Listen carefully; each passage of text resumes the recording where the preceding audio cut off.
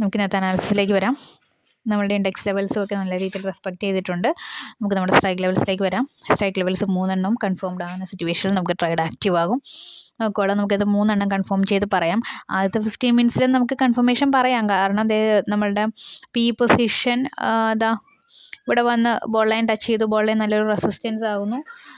Then താഴത്ത് ഇവിടെ നമുക്ക് സി പൊസിഷനിൽ ബോൾ ലൈൻ നല്ലൊരു സപ്പോർട്ടാകുന്നു.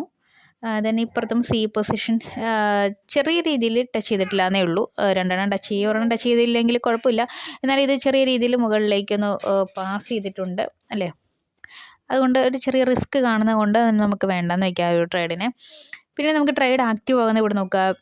പി ഗ്രാഫ്, അതായത് ബാങ്ക് നിഫ്റ്റിയുടെ പി ഗ്രാഫ് ഈ ഒരു ക്യാൻഡലിൽ ഇവിടെ വന്ന് പി ഇറങ്ങി വന്ന് ബോൾ ലൈൻ ടച്ച് ചെയ്യുന്ന ഈ ഒരു പൊസിഷനുണ്ട്. ഇവിടെ നല്ല രീതിയിൽ ബോൾ ലൈൻ നല്ലൊരു സപ്പോർട്ടായിട്ട് ആക്ട് ചെയ്യുന്നുണ്ട്. അതേസമയം 3 കൺഫേംഡ് ആകണം. നോക്കിക്കേ, അതേ സമയം തന്നെ നമ്മളുടെ സി പൊസിഷൻ കയറി ഇതാ ബോൾ ലൈൻ നല്ലൊരു റെസിസ്റ്റൻസ് ആകുന്നുണ്ട്. ദെൻ അവിടെ ജസ്റ്റ് ടച്ചിങ് ഇല്ല, പക്ഷേ ഇവിടെ ഇപ്പുറത്ത് ടച്ച് ചെയ്യുന്നുണ്ട്. അപ്പോൾ 1 ജസ്റ്റ് ടച്ചിങ് അല്ലാണ്ട് നിന്നാലും കുഴപ്പമില്ല. അപ്പോൾ നമുക്ക് 3 കൺഫേംഡായി നല്ലൊരു എന്തായിട്ടാണ് വരുന്നത്, നല്ലൊരു പി പൊസിഷൻ അവിടെ ആക്റ്റീവ് ആകുന്നുണ്ട്. അപ്പോൾ നമ്മൾ ഒരു ട്രേഡിലേക്ക് എൻ്റർ ചെയ്യുമ്പോൾ, അതായത് ഇപ്പോൾ നമ്മളൊരു പി പൊസിഷനാണ് ഈ ഒരു ബ്ലൂ മാർക്കിൽ നമ്മൾ ഐഡൻറ്റിഫൈ ചെയ്യുന്നത് ഒരു പി പൊസിഷനാണ്. എന്നാൽ അവിടെ ഒരു സി പൊസിഷനുള്ള ആക്റ്റീവ് പോയിൻ്റ് ഇല്ല എന്നുള്ളത് കൂടി നമ്മൾ ഉറപ്പ് വരുത്തണം. അതായത് ഇവിടുന്ന് നമുക്ക് പി കയറും എന്നുള്ളൊരു പൊസിഷനാണല്ലോ കിട്ടിയത്. സി ഇടിയും എന്നുള്ളൊരു പൊസിഷനും ബാങ്ക് നിഫ്റ്റി കൺഫേം ചെയ്യുന്നു. എന്നാൽ അടുത്ത നിഫ്റ്റിയും ഫിൻ നിഫ്റ്റിയും കൂടെ നോക്കിയിട്ട് അതിന് എഗെയിൻസ്റ്റ് ആയിട്ടൊരു പൊസിഷൻ ഇല്ല എന്നുള്ളത് നമ്മൾ ഉറപ്പാക്കണം. നോക്കിക്കോളൂ, ആ ഒരു ക്യാൻഡിൽ 1 2 3 4 5 6 7 8 9 10 11 12th ക്യാൻഡിലാണിത്. ഈ 12th ക്യാൻഡിൽ മറ്റൊരു സ്ഥലത്തും ഇതിപ്പോൾ ഒരു ഫസ്റ്റ് ലെവലിൽ നിൽക്കുകയാണെങ്കിൽ ഇവിടെ ഒന്ന് ഫസ്റ്റ് ലെവലിൽ നമ്മളുടെ ഇതേ നോക്കിക്കേ, സി പൊസിഷൻ നോക്കിയാൽ 12th ക്യാൻഡിലെ സി പൊസിഷൻ എന്ന് പറയുന്നത് ബോൾ ലൈൻസ് നല്ലൊരു എന്തായിട്ടാണ് നിൽക്കുന്നത്, റെസിസ്റ്റൻസ് ആയിട്ട് തന്നെയാണ് നിൽക്കുന്നത്. ഇവിടെയും ബോൾ ലൈൻ നല്ലൊരു റെസിസ്റ്റൻ്റ് ആയിട്ടല്ലേ നിന്നത്. അപ്പോൾ ഇപ്പുറത്ത് നമ്മൾ നിഫ്റ്റിയിലേക്ക് വരുമ്പോഴും ബോൾ ലൈൻ നല്ലൊരു റെസിസ്റ്റൻ്റ് ആയിട്ടാണ് ഇവിടെയും ആക്ട് ചെയ്തിരിക്കുന്നത്, അല്ലാണ്ട് സപ്പോർട്ടല്ല, സപ്പോർട്ടാകാൻ പാടില്ല. ഓക്കെ, ഇവിടെയും റെസിസ്റ്റൻ്റ് ആണ്. ദെൻ ഫിൻ നിഫ്റ്റി നോക്കാം. ഫിൻ നിഫ്റ്റിയിൽ അതേ സമയവും നമുക്കെന്താണ്, ബോൾ ലൈൻ സിയിൽ നല്ലൊരു റെസിസ്റ്റൻ്റ് ആയിട്ടാണ് നിൽക്കുന്നത്, അല്ലാണ്ട് സപ്പോർട്ടല്ല. സപ്പോർട്ടായിട്ട് 3 ഒരേപോലെ സപ്പോർട്ടായിട്ട് വരാൻ പാടില്ല. ഒരെണ്ണത്തിൽ സപ്പോർട്ടായി എന്ന് പറഞ്ഞാൽ കുഴപ്പമില്ല, 3 ഒരുമിച്ച് വരാൻ പാടില്ല. അത് പ്രത്യേകം ശ്രദ്ധിക്കുക. അപ്പോൾ അത് നല്ലൊരു പോയിൻ്റ് ആയിരുന്നു. അതിന് സി പൊസിഷൻ ആക്റ്റീവ് പോയിൻ്റ് വരുന്നില്ല. എല്ലായിടവും സി പൊസിഷൻ ഒരു എഗെയിൻസ്റ്റ് ആയിട്ട് തന്നെയാണ് നിൽക്കുന്നത്. അതുകൊണ്ട് തന്നെ നമുക്ക് ആ ഒരു പോയിന്റിലേക്ക് അപ്ലൈ ചെയ്യാം. അപ്പോൾ നമുക്ക് തൊട്ടടുത്ത ക്യാൻഡിൽ നമുക്കൊരു പി പൊസിഷൻ എടുക്കുകയാണെങ്കിൽ നല്ല മൂവ്മെൻറ്റ് അടുത്ത 2 ക്യാൻഡിൽസിലും സംഭവിച്ചിട്ടുണ്ട്. അതിനുശേഷം വീണ്ടും നമുക്കൊരു സി പൊസിഷൻ ആക്റ്റീവ് ആകുന്നുണ്ട്. ഇതാ നോക്കോളാം, ഈ ഒരു യെല്ലോ കാണിച്ചിരിക്കുന്നത് നോക്കിയേ, പി കയറി വന്നിട്ട് ഇവിടെ വന്ന് ബോൾ ലൈൻ നല്ലൊരു റെസിസ്റ്റൻസ് ആകുന്ന അതേസമയം ഇപ്പുറത്തും ബോൾ ലൈൻ റെസിസ്റ്റൻ്റ് തന്നെയാണ്. ഇത് കണ്ടോ, ഇത് കയറി തന്നെയാണ് നിൽക്കുന്നത്. ദെൻ നമുക്ക് വേറെ എവിടെയെങ്കിലും അതുപോലെ ഒരു ആക്റ്റീവ് ആയിട്ടുണ്ടോ നോക്കാം. ഇവിടെ 2 കിട്ടിയിട്ടുള്ളൂ, 3 കൺഫേംഡ് ആകണം. അപ്പം ബാങ്ക് നിഫ്റ്റി നോക്കിയിട്ട് നമുക്ക് 2 കൺഫേംഡ് ആകുന്നുള്ളൂ. നമുക്കത് ഫിൻ നിഫ്റ്റിയിലേക്ക് വരുമ്പോൾ ഫിൻ നിഫ്റ്റി അതേസമയം ഇവിടെ ഒരു ബോൾ ലൈൻ നല്ലൊരു റെസിസ്റ്റൻസ് ആയിട്ടുണ്ട്. ഇവിടെ ബോൾ ലൈൻ നല്ലൊരു സപ്പോർട്ടും ആയിട്ടുണ്ട്. സോ ആ ഒരു പൊസിഷനിലേക്ക് നമുക്കൊരു സി പൊസിഷനിലേക്ക് എൻ്റർ ചെയ്യാം. അപ്പോൾ ഓപ്പോസിറ്റ് പി പൊസിഷൻ ആക്റ്റീവ് അല്ല എന്നുള്ളത് ശ്രദ്ധിച്ചേക്കണം. അതിലൊന്നും ഞാൻ പറയുന്നില്ല. അതിനുശേഷം നമുക്ക് വീണ്ടും ഒരു പോയിന്റ് പറയാൻ പറ്റുന്നത് ഇവിടെ ബാങ്ക് നിഫ്റ്റിയിൽ തന്നെയാണ്. ബാങ്ക് നിഫ്റ്റി നോക്കിക്കേ, ഒരു സി പൊസിഷൻ്റെ ഈ ഒരു പൊസിഷനിൽ സി പൊസിഷൻ ഇറങ്ങി വന്നിട്ട് ഇവിടെ നമ്മുടെ ബോൾ ലൈൻ നല്ലൊരു സപ്പോർട്ടായിട്ട് നിൽക്കുന്ന ആ ഒരു സമയം. അതേപോലെ ഇപ്പുറത്തും സി പൊസിഷൻ അതുപോലെ ബോൾ ലൈൻ സപ്പോർട്ടാണ്. ദെൻ പി പൊസിഷൻ ആണെങ്കിൽ അതേസമയം ഒരു റെസിസ്റ്റൻ്റ് ആയിട്ട് ആക്ട് ചെയ്യുന്നുണ്ട്. സോ ആ സമയത്ത് നമുക്ക് ഒരു സി പൊസിഷനിലേക്ക് എൻ്റർ ചെയ്യാം.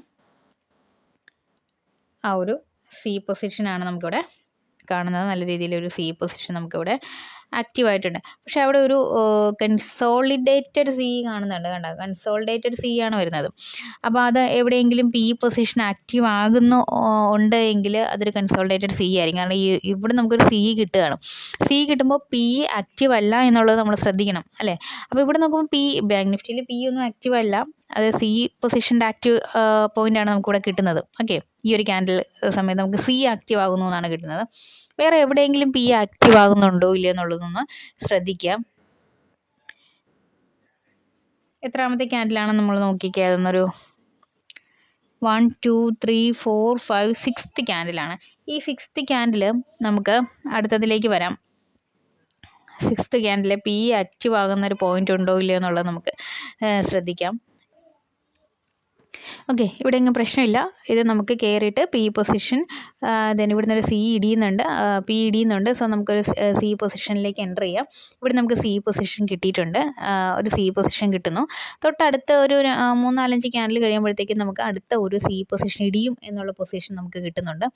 സോ അതുകൊണ്ടാണ് അവിടെ നിന്ന് അടുത്ത പൊസിഷൻ ആക്റ്റീവ് ആകുമ്പോൾ നമ്മൾ ആ ട്രേഡിൽ നിന്ന് എക്സിറ്റ് ചെയ്യണം.